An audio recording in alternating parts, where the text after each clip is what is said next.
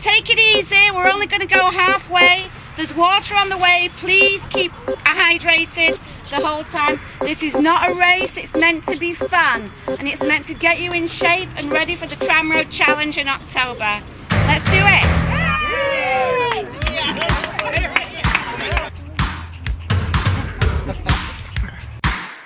Make a Difference Day was started 20 years ago by USA Weekend.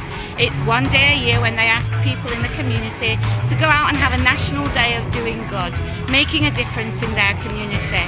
As I say, that's been going for over 20 years now, and this year the Desert Sun wanted to get involved. So we were trying to figure out what can we do to make a difference here in the Coachella Valley. So we decided to partner with Klein Clark Sports and invite more and more people to join in the Tramroad Challenge on October 27th. Benefiting the event will be the United Way of the Desert and its 21 member agencies. But we realised that people aren't just going to wake up on October 27th and climb up a mountain. They need to do some preparation. By October, we want to see walks going on in every city as people get ready to take on the Tramroad Challenge.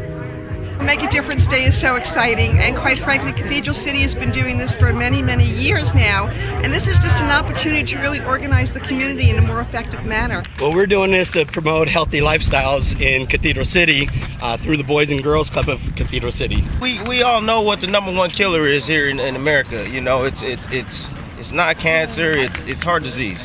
You know, and that's followed with, you know, diet, nutrition, you know, things that, you know, us Americans and people here that live here, you know, don't seem to follow a good diet, a good healthy lifestyle, and that's affecting our youth right now, and also every American living.